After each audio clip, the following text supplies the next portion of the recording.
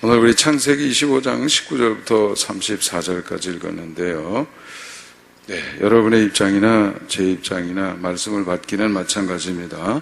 제가 설교 본문을 정하는 게 아니기 때문에 개정표준 선고집이 제시하는 첫 번째 네 가지 구절 중에 first reading, 그게 창세기 25장 19절부터 34절까지가 되겠습니다.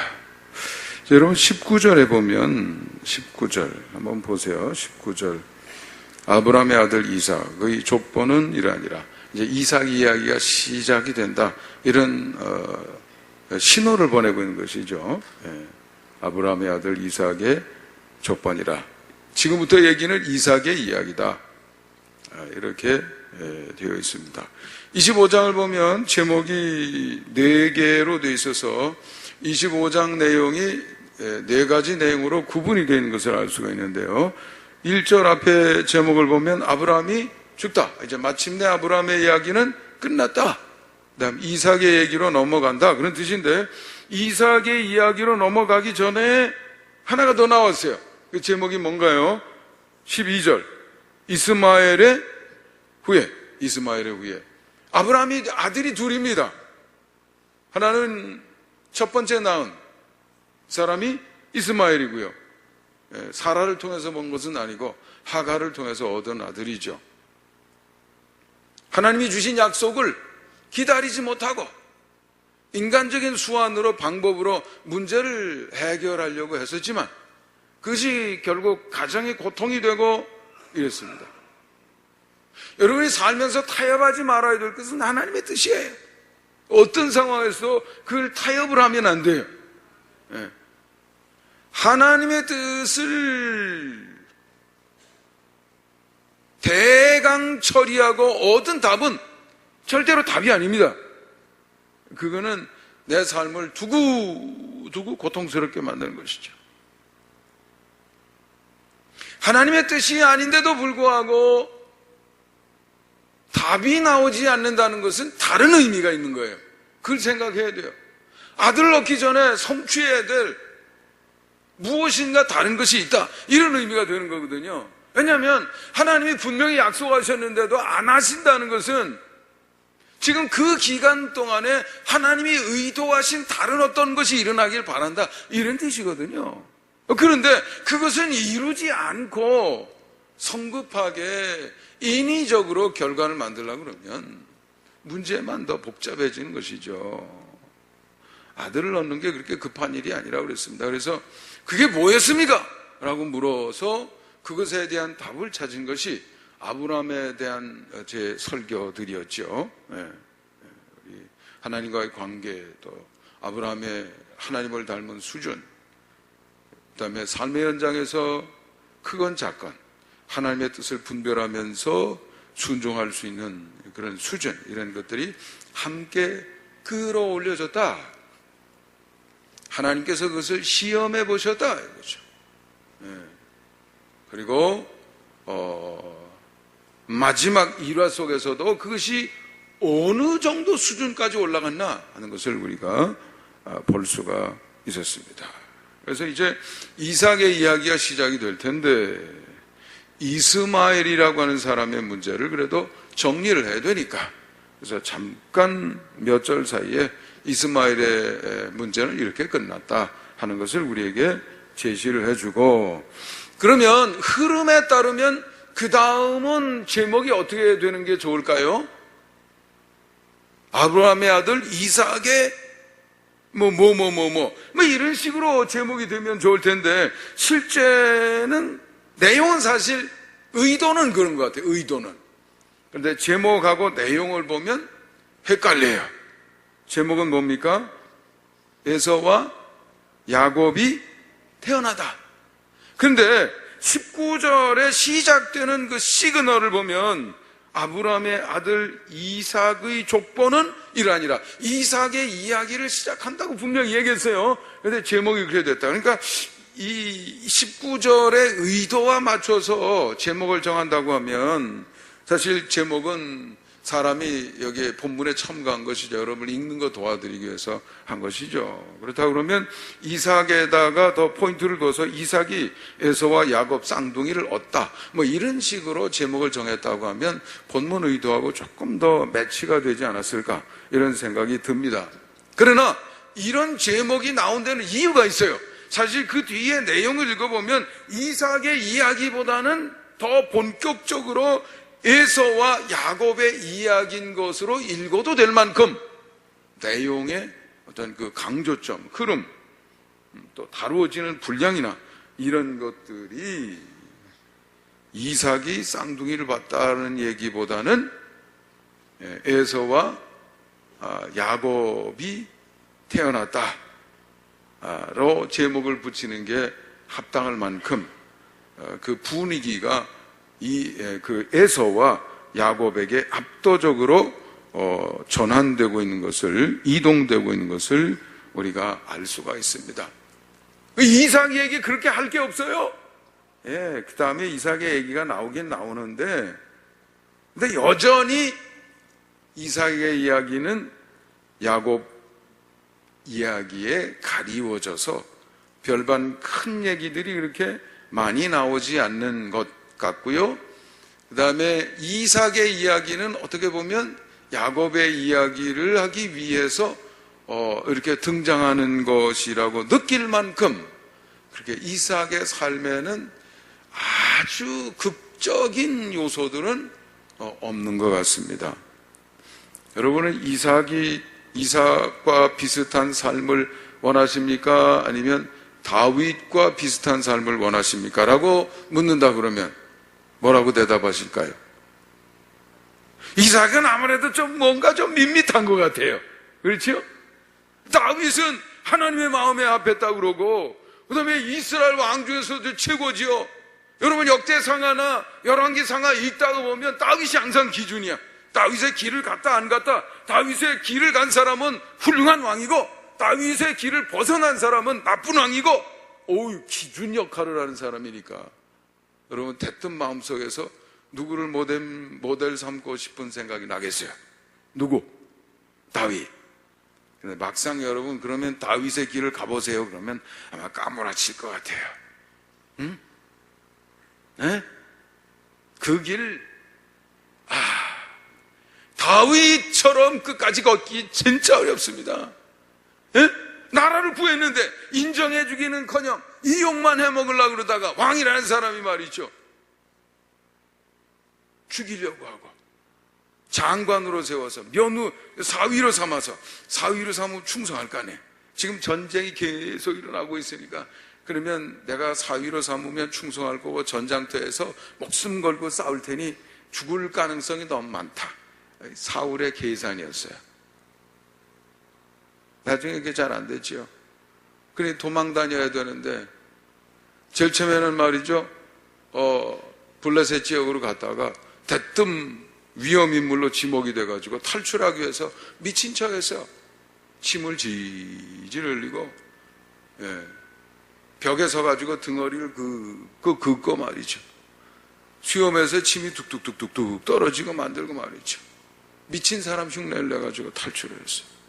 그리고 이굴 저굴 이광야 저광야 도망 다니지. 보통 일이 아닙니다. 나중에는 말이죠, 도망갈 데가 없어서 그렇게 미친 척해서 탈출했던 그 지역으로 또 나가지 않을 수가 없었어요. 여러분 그거 극복하면 다윗처럼 되는 거예요. 그거 여러분 원하시겠어요?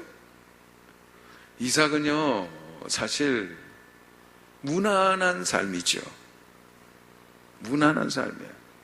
무슨 그런 극적인 요소가 없지만 편안하고 순탄한 삶이었습니다. 왜 그랬을까요?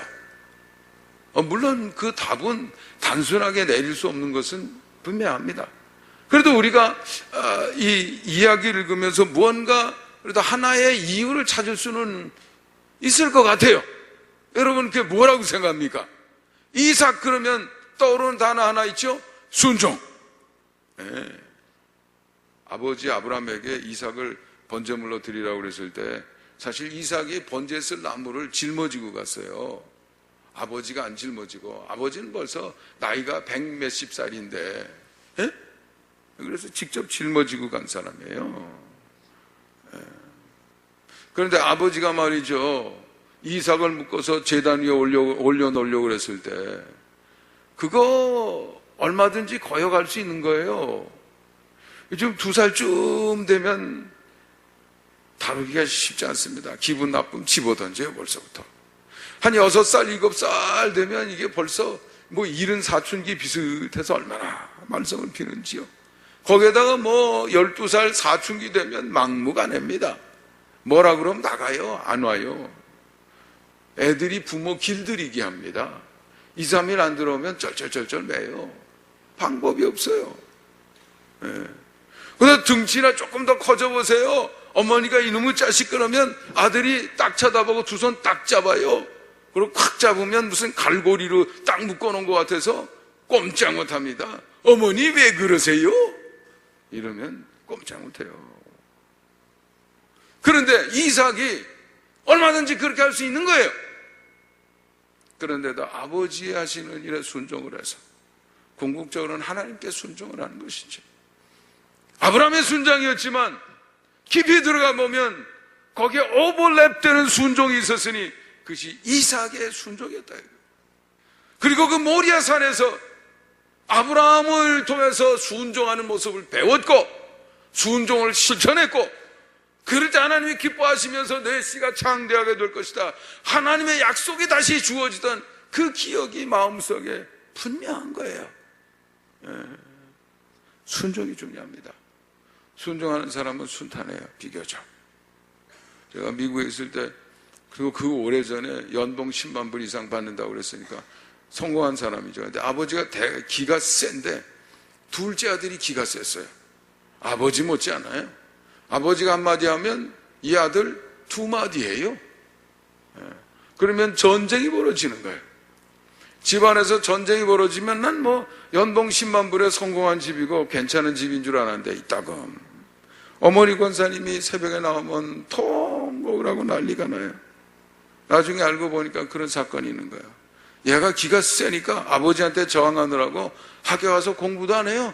학교도 잘 안 가요. 그리고 깽단 보수예요. 집합 그러면 쫙 줄 서는 애들이 많아요. 네. 센 아이예요. 순종, 내 사전에는 그런 단어 없다, 아무리 아버지가 얘기해도. 이런 아이였어요. 고등학교 졸업장 받기 어려울 거다, 제가 떠날 때 그런 얘기도 들었습니다. 첫째 아들은 달랐어요. 어머니를 닮은 것 같아요. 기질도 그렇고 순종했어요. 대학도 괜찮게 갔어요.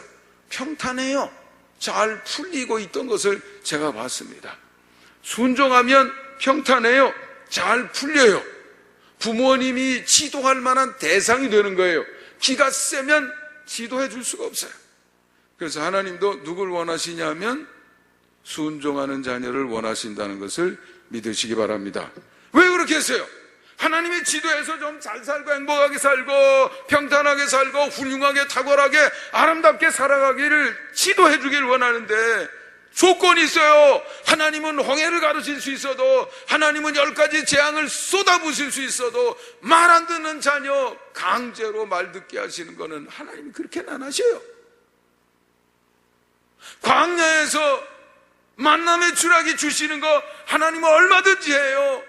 그런데도 말 안 듣는 출애굽 1세대 강제로 요단강 건너게는 못 하시더라고요. 그러니 하나님이 원하시는 자녀는 무슨 자녀예요?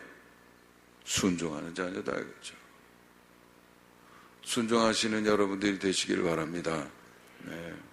뭐 굴곡 많은 그런 삶에 사람의 눈에 드는 것도 좋겠지만 하나님의 뜻에 따라 순종하면서 모든 것이 조화를 이루고 평화롭게 물 흐르듯이 흘러가는 그런 삶이 값진 삶입니다.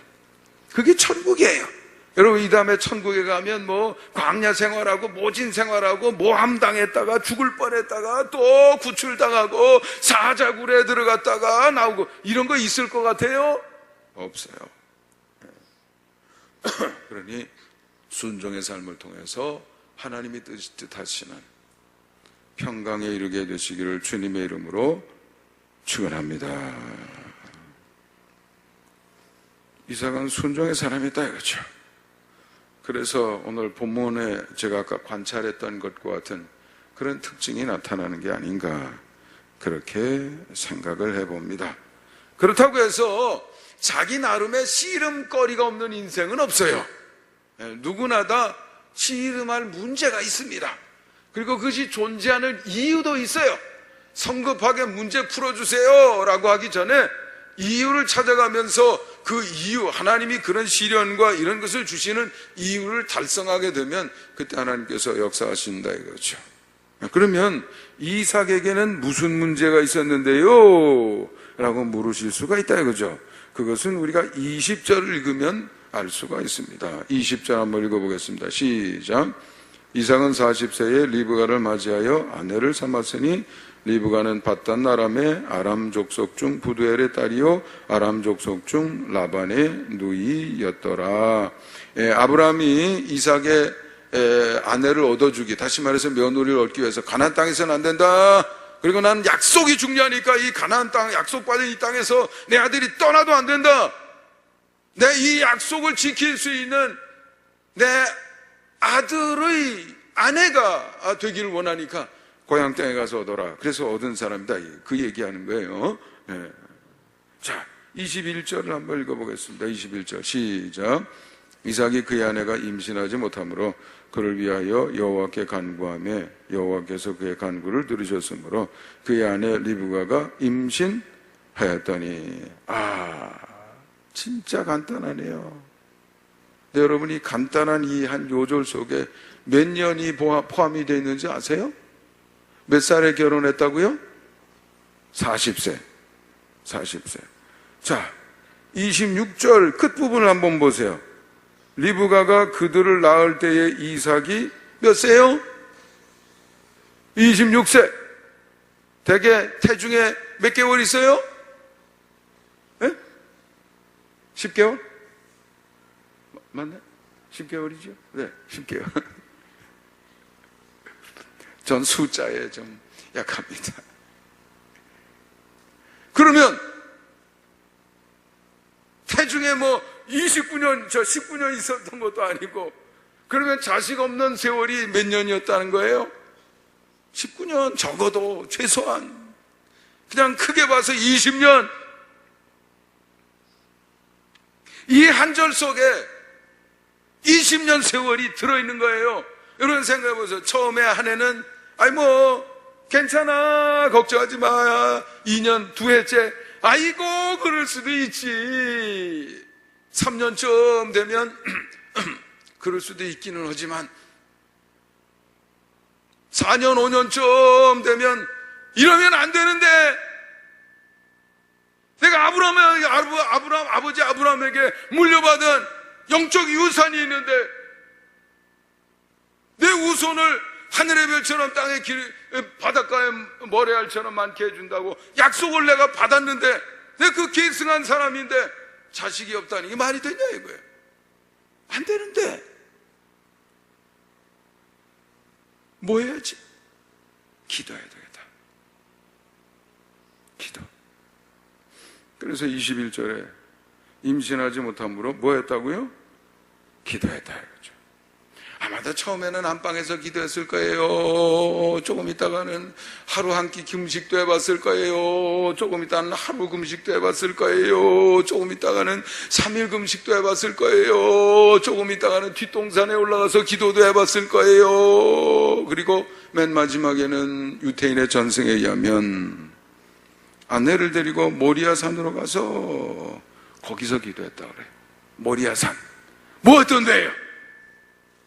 제물로 바쳐뒀던 그 장소, 아버지 아브라함과 함께 하나님의 약속을 들었던 그 장소, 분명히 말씀하지 않으셨습니까? 나는 기억한다고요. 지금도 내 마음속에 명확하게 내 귀 속에 메아리치고 있다고요. 그 말씀을 내가 어떻게 기억합니까?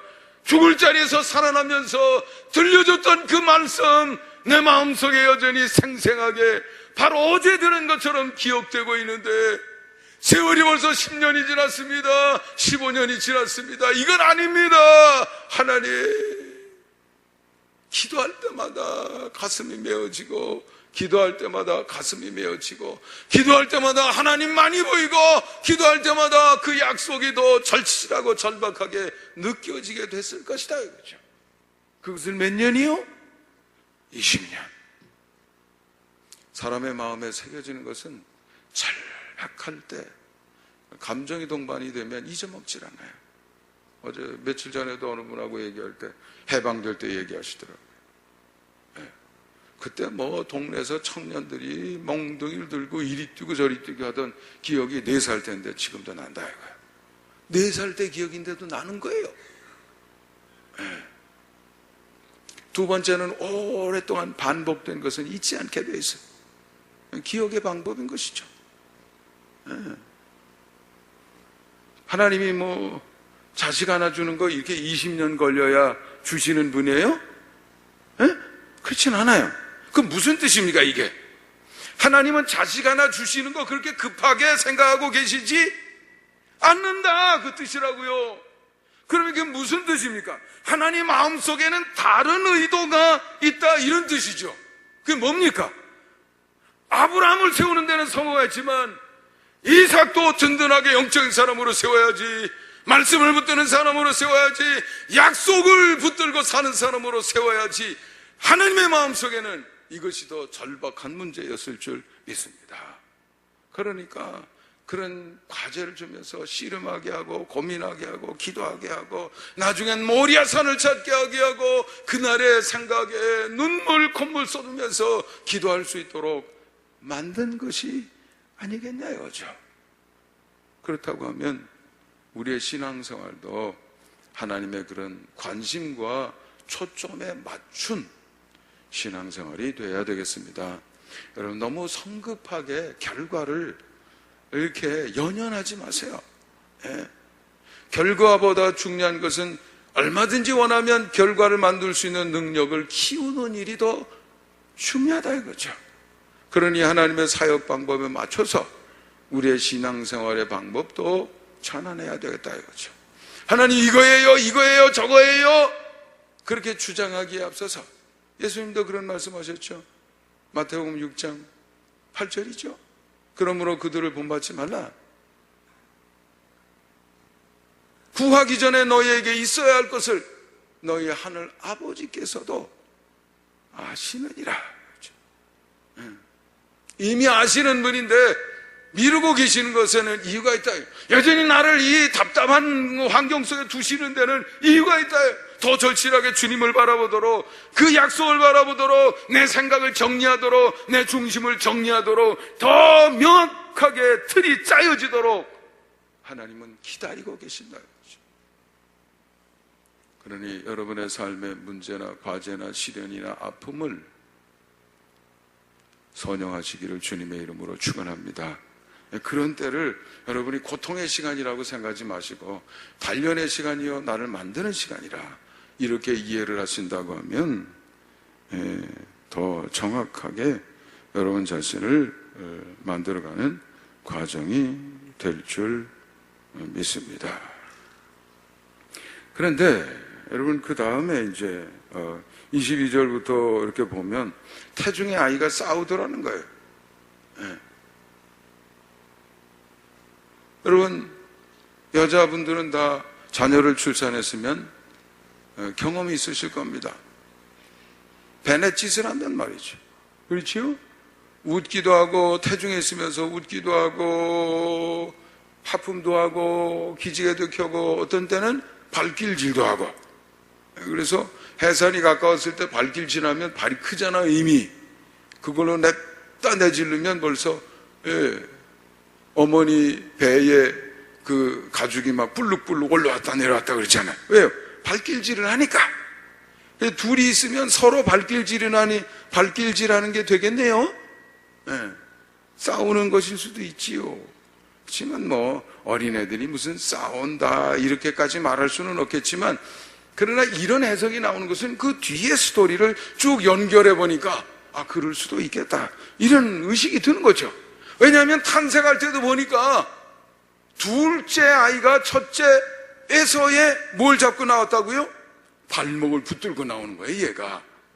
아니, 그러더니 맨 마지막 에피소드 나오잖아요. 나중에 보니까 그 먼저 나오려고 했던 그 아쉬움이 있었는지 말이죠. 에서가 사냥하다가 돌아와서 배고프다고 야곱이 만들던 그 붉은 죽 좀 먹게 해달라고 그랬더니 야곱이 금방 생각이 회전이, 머리 회전이 싹 도는 거예요. 붉은 죽 줄 수 있지. 대신 장자의 명분 내게 파르시오. 그랬더니 에서가 뭐라고 그러냐면, 뭐라고 그럽니까? 에서가 어디에 있지요? 네, 몇 절입니까? 네. 에서가 이르되, 32절 한번 읽어보겠습니다. 시작. 에서가 이르되 내가 죽게 되었으니 이 장자의 명분이 내게 무엇이 유익하리요? 34절 읽어봅니다. 시작. 야곱이 떡과 팥죽을 에서에게 주매 에서가 먹으며 마시고 일어나 갔으니 에서가 장자의 명분을 가볍게 여김이었더라. 가볍게. 에서는 가볍게 여기고 야곱은 중요하게 여기고, 나중에 장자의 명분에 따라서 축복 기도도 받고 관심이 달라요. 에서는 밖에 나가가지고 사냥하고 뭐 들뛰고 난리치고 사람들하고 어울리고 이거 좋아하는 거예요. 에서는, 야곱은 집안에 조용히 앉아서 사색하고 또 그러다가 음식도 만들어 보고 정신적인 사람이에요. 에서는 육체적인 사람이에요. 활동을 좋아해요. 에서는 본능에 충실한 사람이에요. 그저 욕망이 흐르는 대로 따라가는 사람이에요. 야곱은 그것을 자제하고 제어하고 냉철하게 생각하면서 무엇이 옳은가? 그 옳은 것을 어떻게 판단할 것인가? 이런 것에 더 관심이 많은 사람이에요. 물론 아직 충분히 성숙하지 못했기 때문에 그 삶의 과정에도 많은 그 우여곡절이 있습니다. 그러나 적어도 그쪽 방향의 사람이다 이거죠. 그런 게 분명한 것 같아요. 이 스토리를 보니까 말이죠. 그래서 그런지 나중에 여러분 조금 지나가다가 보면 벌써 그 26장 34절에 나오죠. 제목이 뭐라고 되어 있습니까? 에서의 무슨 아내들이요? 이방인 아내들. 하나도 아니야 또. 그런데 무슨 방인이요? 이방인 안 얻으려고 아브라함이 그렇게 애를 썼는데 말이죠. 그래서 정신이 달라. 마음의 컬러가 달라. 구하는 게 달라요. 지향점이 달라요. 내면이 달라요.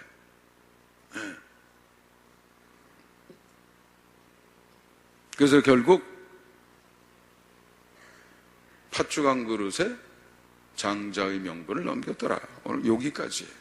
저는 이 말씀을 읽으면서 이런 생각을 해봤어요. 에서와 야곱은 쌍둥이에요.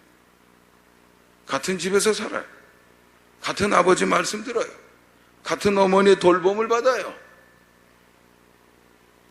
같은 고향이에요. 같은 하늘이에요. 같은 땅이에요.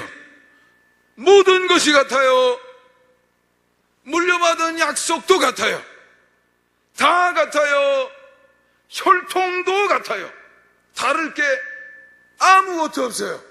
여러분, 이스마엘과 이삭은, 여러분, 한 사람은 뭐 약속의 씨고 한 사람은 아니라고 그러니까, 그래서 뭐 운명이 갈렸다. 그 이해가 돼요.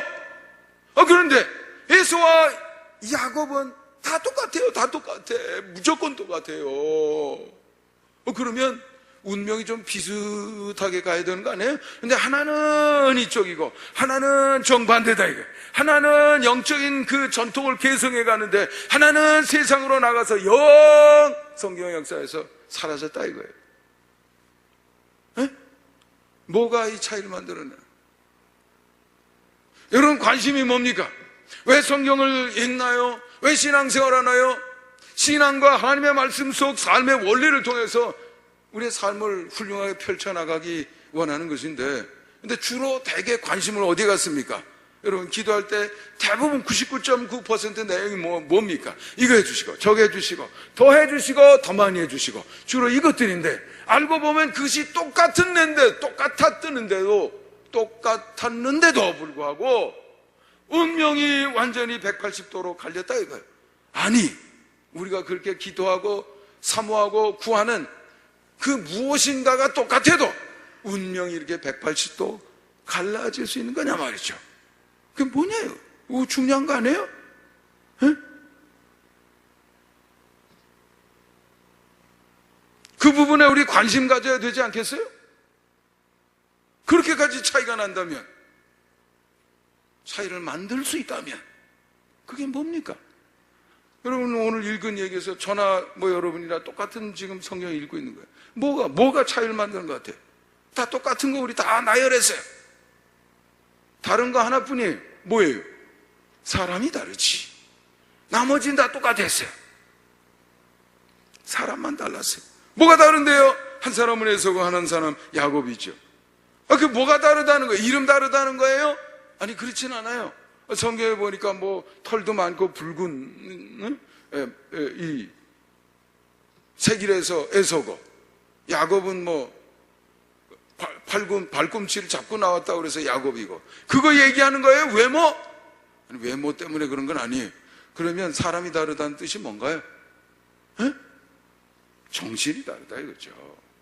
정신이 다른 게 어떻게 나타났나요? 오늘 여기에 이런 샘플에 나오는 스토리처럼 달라지는 거죠. 벌써 중요하게 생각하는 거, 중요하지 않게 생각하는 게 이게 달라진다 이거예요. 그러니까 벌써 살 때 선택이 달라지는 거죠.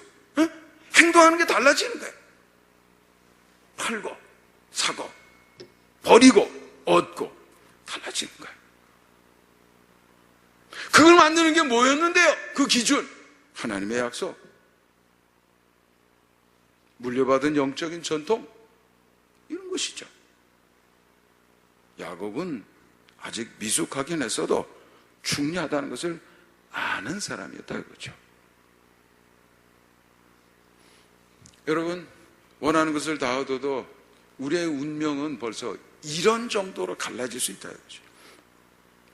그러니 하나님 앞에 구하는 것의 내용을 이것이요 저것이요 신외 지물을 우리가 가지고 씨름하는 것 이상으로 우리가 관심을 하면서 씨름해야 될 것이 있으니, 그것이 뭡니까?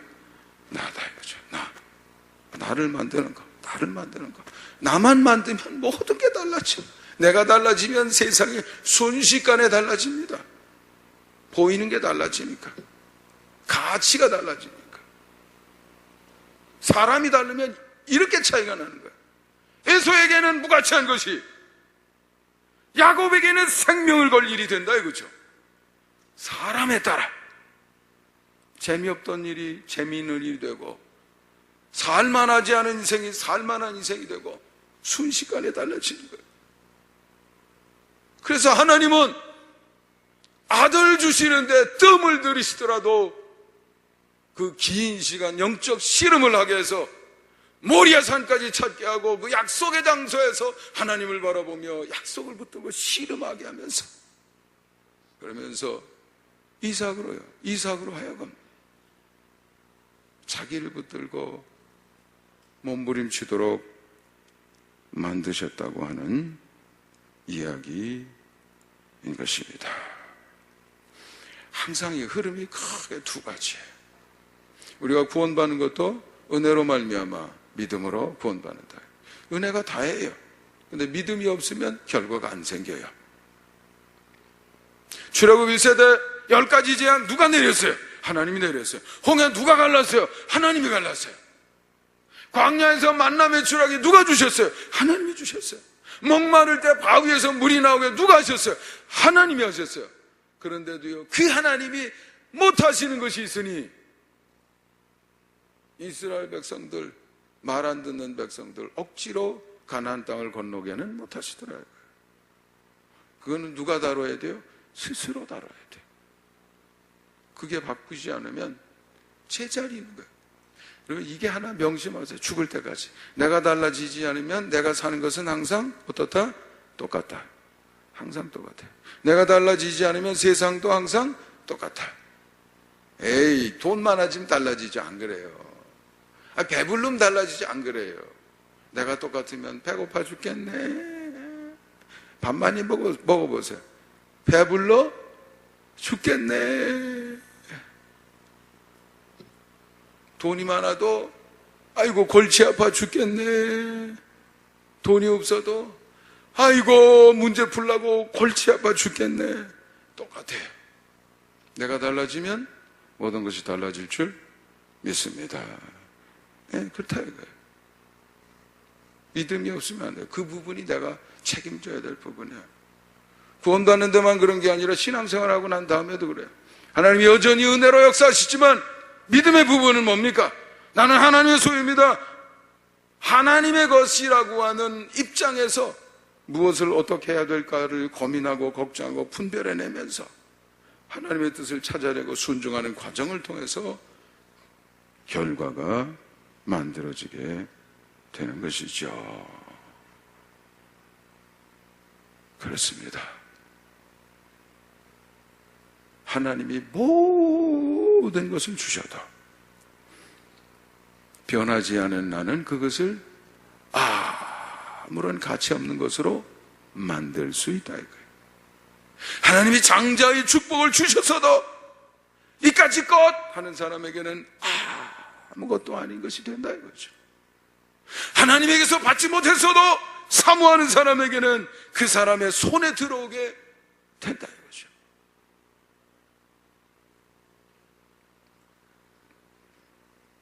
제가 더 길게 설명을 준비해왔지만 그런 정도로 정리하겠습니다. 하나님의 약속을 근간으로 해서 여러분의 미래를 설계하시기를 바랍니다. 여러분이 문제가 쉽게 풀리지 않는 것이 있다고 하면 그것을 기도하며 자신을 세우는 기회로 삼으시기 바랍니다. 쌍둥이의 엇갈린 운명을 만들어낸 그 비밀, 오늘 제가 설명드린 거 잊지 마시고 그것을 여러분의 영적인 삶에 반영하셔서 살아가시기를 바랍니다. 잠시 눈을 감고 오늘의 말씀이 주는 도전을 받아보시기 바랍니다.